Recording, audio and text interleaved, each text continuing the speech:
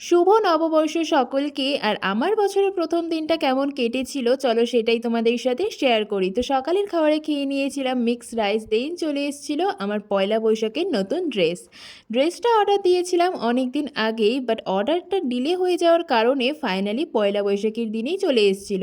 তো সেই আনন্দে এখানে আমি বাড়িতেই ঘটি গরম বানিয়েছিলাম, যেটা খেতে খুবই অসাধারণ হয়েছিল।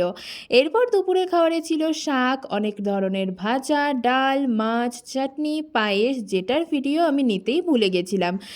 যাকে দেন নতুন জামা পরে সাজুগুজু করে চলে গেছিলাম মাসি বাড়িতে যেহেতু পুজো হয় তাই যাওয়ার পরেই দিয়ে দিয়েছিল প্রসাদ।